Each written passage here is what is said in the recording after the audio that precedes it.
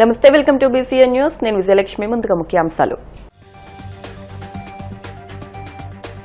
కేంద్ర మంత్రులు నిర్మలా సీతారామన్, సర్బానంద్ సోనోవాల్ తో సీఎం చంద్రబాబు భేటీ. ఏపీ అభివృద్ధికి చేయూత, నిలిచిన షిప్పింగ్ హార్బర్ పనులకు నిధులు మంజూరు చేయాలని వినతి. రాజమండ్రి ఆర్ట్స్ కాలేజీలో హలో లోకేష్ పేరుతో విద్యార్థులతో ముఖాముఖి. తండ్రి చంద్రబాబుకు దక్కిన గౌరవం కోసమే రాజకీయాల్లోకి వచ్చానన్న మంత్రి లోకేష్. మెడికల్ కాలేజీల ప్రైవేటీకరణకు వ్యతిరేకంగా వెల్లువల ప్రజాస్పందన. కోటి సంతకాలతో చంద్రబాబు నిర్ణయాన్ని ప్రజలు ఎండగట్టారన్న మాజీ మంత్రి అప్పలరాజు. గోవింద నామస్మరణతో మారుమోగిన కోనసీమ తిరుమల. వాడపల్లి వెంకన్న దర్శనానికి పోటెత్తిన భక్తజనం.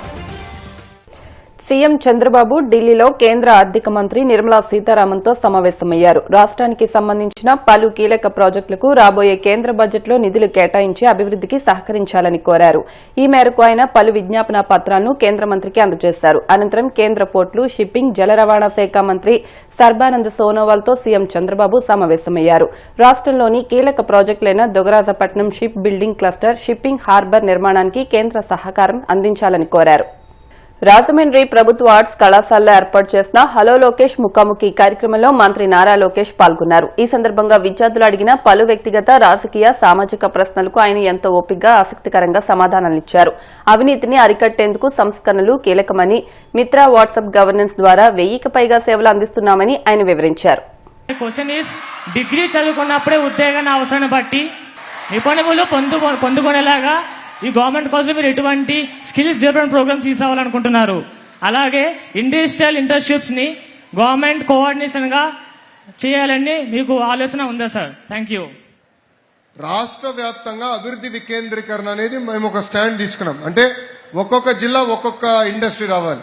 Anantapur automotive, Kurnool renewable energy, Chittoor, Kadapa వచ్చేసి ఎలక్ట్రానిక్స్ మ్యానుఫ్యాక్చరింగ్, ఉత్తరాంధ్ర వచ్చేగల ఐటీ ఉంది, ఫార్మా ఉంది, మెడికల్ డివైసెస్. మన ప్రాంతం వచ్చేగల పెద్ద ఎత్తున ఆక్వాని ప్రోత్సహించాలి. సో మనం చదువుకునేది కూడా ఆ ఇండస్ట్రీకి పనికొచ్చే విధంగా సుమారుగా 22 క్లస్టర్స్ ఉన్నాయి. ఆ ఇండస్ట్రీకి పనికొచ్చే విధంగా నేను అధికారులు చెప్పి I'm working on greater industry academy connect.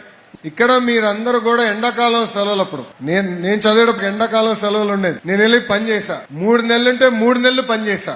నాకు అప్పుడు అవకాశాలు ఉండేవి. పలానా దేశంలో పని చేయాలని, యూరోప్ లో పని చేయాలనుకున్నా. నేను వెళ్ళి అక్కడ పని చేశా 3 నెలలు. దాంతో ఒక work ethic, work culture, on the job training లాగా, అంటే రియల్ లైఫ్ ట్రైనింగ్ అనేది మనకు వచ్చింది, నాకు వచ్చింది. అదే విధంగా చేయాలని లక్ష్యంతో మేము పనిచేస్తున్నాం. ముందు అది ఇంకా బలోపేతం చేస్తాం. సార్, మీరు ప్రతిసారి స్త్రీలను గౌరవించమని పదే చెప్తున్నారు సార్. కానీ మూవీస్ లో, సోషల్ మీడియాస్ లో అటువంటి పరిస్థితి లేదు సార్. అవి మారకుండా ఈ సమాజంలో మార్పు వస్తుందా సార్? అలానే మేము స్వేచ్ఛగా మాకు నచ్చిన వృత్తిలో గౌరవంగా పనిచేసుకునే అవకాశం వస్తుందా సార్? చెల్లి, ఒక మహిళ సమాజంలో అవమానిస్తే ఎంత బాధపడుతుందో నేను చూసాను తల్లి. కల్లారా నేను చూసా. మా తల్లిని ఆనాడు అవమానించినప్పుడు ఎంత ఇబ్బంది పడిందో నేను కల్లారా చూసా. జీవితంలో ఏంటంటే అమ్మా, సర్కమ్స్టాన్సెస్ మనని తయారు చేస్తాయి. మహిళల్ని గౌరవించాలనేది ఇంట్లో మాకు నేర్పించారు. అమ్మ గాని నాన్న గాని నాకు ఎప్పుడు నేర్పించారు. కానీ ఆ రోజు నుంచి ఇది ఒక మూవ్మెంట్ గా చేయాలనేది నాలో ఆలోచన వచ్చింది. ఒక మూవ్మెంట్ అంటే కేవలం ఇక్కడ వచ్చి నేను మాట్లాడి వెళ్తాం కాదు, లేదంటే శాసనసభలో మాట్లాడతాం కాదు. స్కూల్ నుంచి, కేజీ నుంచి పీజీ వరకు మహిళల్ని గౌరవించాలి అనేది, నరనరాలు ఎక్కించాలనేది ఒక లక్ష్యంగా మేము పెట్టుకున్నాం. దీంట్లో 2-3 ప్రధానమైన విషయాలు. ఒకటి, తెలుగు వాడక భాషలో మహిళల్ని కించపరిచే విధంగా కొన్ని పదాలు ఉంటాయి. గాజులు తొడుక్కున్నావా, చీర కట్టావా, అమ్మాయిలాగా ఏడవద్దని అంటారు. దానికి ఫుల్ స్టాప్ పెట్టాల్సిన బాధ్యత మనందరి పైన ఉంది, మీ పైన కూడా ఉంది. మీ పైన ఎలా ఉందంటే, రేపు మీరు తిరిగి ఇంటికి వెళ్తారు కదా, మన ఇంట్లో కానివ్వండి, చుట్టుపక్కల ఎవరిన ఆ పదాలు వాడితే వెళ్ళి వాళ్ళకి చెప్పండి, అన్న లోకేష్ చెప్పాడు ఈ పదాలు వాడద్దు అని చెప్పాలి. నైతిక విలువలు అనేది చాలా అవసరం. There is no short cut to success. అందుకే చాగంటి కోటేశ్వరరావు గారు లాంటి పెద్ద వ్యక్తి, ఆయన ప్రవర్చనలు వినేదానికి యూట్యూబ్ లో కానివ్వండి, లైవ్ లో లక్షలాది మంది వెళ్తారు. ఆ వ్యక్తిని మనం కేబినెట్ ర్యాంక్ ఇచ్చి, కేబినెట్ హోదా ఇచ్చి సలహాదారుడిగా పెట్టుకున్నాం. నేను విద్యాశాఖ మంత్రిగా ఆయన రూపొందించిన పుస్తకాలు మన పిల్లలకి ఇస్తున్నాం. ఆయన ద్వారా ప్రతి జిల్లాలో ప్రవర్చనలు చేయమని కోరాను, ఆయన మొదలు పెట్టారు. సో కరికులం ఒక పక్కన, పాఠశాల కేజీ నుంచి పీజీ వరకు ఇక్కడున్న మీ అందరు కూడా ఉంటుంది. మారల్ వాల్యూస్ పైన మీ అందరు కూడా మేము పుస్తకాలు రూపొందిస్తున్నాం. ఎవ్రీ సాటర్డే కంపల్సరీ ఒక క్లాస్ అనేది మేము ఏర్పాటు చేస్తాం. లాస్ట్ పాయింట్ తల్లి, నేను ఆలోచిస్తున్నా సీరియస్ గా, ఒక చట్టం తీసుకొస్తేనే బాగుంటుందని నేను బలంగా నమ్ముతున్నా. అంటే మహిళల్ని కించపరిచే విధంగా ఎవరైనా మాట్లాడినా, సినిమాలో కానివ్వండి, టీవీ షోల్లో కూడా ఎవరైనా అది పెడితే సీరియస్ యాక్షన్ ఉండే విధంగా ఒక చట్టం తీసుకొస్తే బాగుంటుందని బలంగా నేను నమ్ముతున్నా. అనేక మందితో నేను మాట్లాడుతున్నా. ఒక లక్ష్యంగా నేను పెట్టుకుని దానిపైన పనిచేస్తానని శ్రీదేవి చెల్లికి నేను హామీ ఇస్తున్నా. ఒక మెడికల్ కాలేజీల ప్రైవేటీకరణకు వ్యతిరేకంగా కోటి సంతకాలతో రాష్ట ప్రజలు సీఎం చంద్రబాబు నిర్ణయాన్ని ఎండగట్టారని మాజీ మంత్రి సీదిరి అప్పలరాజు అన్నారు.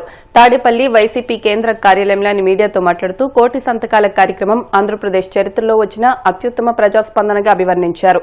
రాష్టంలో ఉన్న 1.60 కోట్ల కుటుంబాల్లో ప్రైవేటీకరణను నిరసిస్తూ 1.04 కోట్ల కుటుంబాలు సంతకాలు చేశాయని, ఇది ఖచ్చితంగా ప్రభుత్వ తీరుపై రెఫరెండమేనని తేల్చి చెప్పారు. కేవలం జగన్ కు మంచి పేరు వస్తుందన్న అక్కస్తోనే ప్రైవేటీకరణ చేస్తున్నారని ఆయన ఆక్షేపించారు.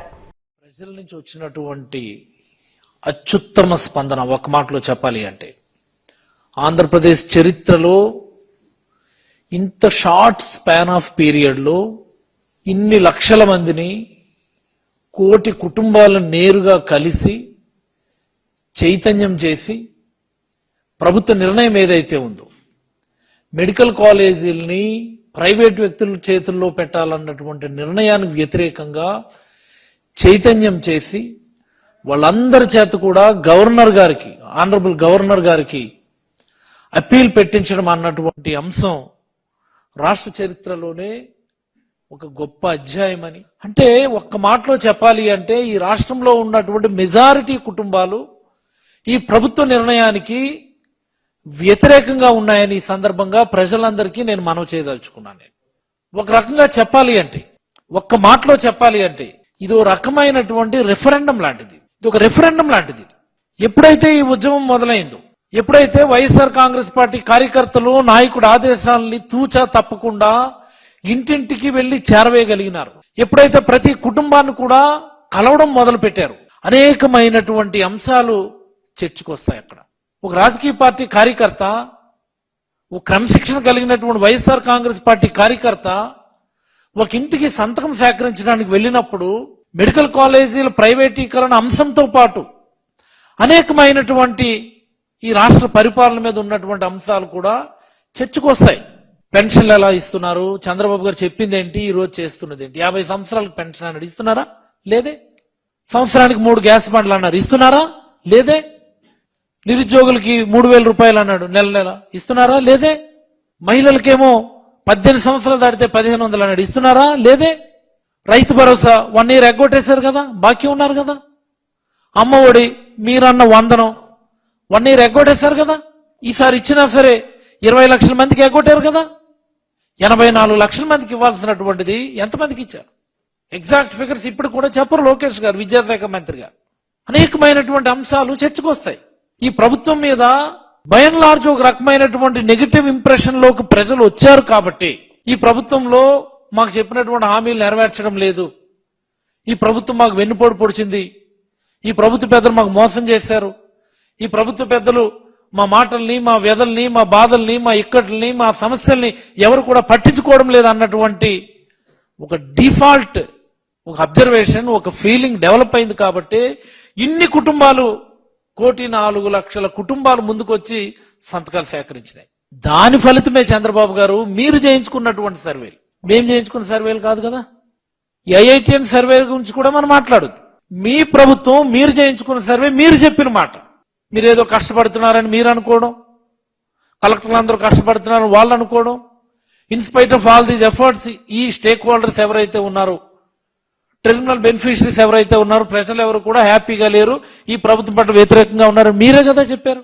మీరు చెప్పినటువంటి ప్రజాభిప్రాయమే ఈ రోజు వైఎస్ఆర్ కాంగ్రెస్ పార్టీ కోటి సంతకాల ప్రజా ఉద్యమంలో రిఫ్లెక్ట్ అయిందని నేనైతే తెలియజేస్తా ఉన్నాను. దాని రిఫ్లెక్షన్ ఇది. 1,04,00,000 కుటుంబాలు ముందుకొచ్చి ఒక రెఫరెండం మాదిరి ఒక సంతకంతో ఈ మెడికల్ కాలేజీలు ప్రైవేటీకరణ మేము వ్యతిరేకంగా ఉన్నాము, ఈ ప్రభుత్వ పనితీరుకు మేము వ్యతిరేకంగా ఉన్నాము, ఈ ప్రభుత్వ పెద్దలు మమ్మల్ని మోసం చేశారు అన్నటువంటి భావాన్ని వెలిబుచ్చారని నేనైతే మీకు తెలియజేయదలుచుకున్నాను. కోనసీమ తిరుమలగా వర్ధిల్లుతున్న వాడపల్లి శ్రీ వెంకటేశ్వర స్వామి ఆలయం భక్తులతో కిటకిటలాడుతోంది. శనివారం స్వామికి ప్రీతికరమైన రోజు సందర్భంగా ఆలయంలో ప్రత్యేక పూజలు నిర్వహించారు. స్వామివారి దర్శనానికి వచ్చిన భక్తులకు ఎలాంటి ఇబ్బందులు తలెత్తకుండా ప్రత్యేక ఏర్పాట్లు చేసినట్టు ఆలయ అధికారులు తెలిపారు. భక్తులు అధిక సంఖ్యలో హాజరై స్వామిని దర్శించుకుని మొక్కులు చెల్లించుకున్నారు.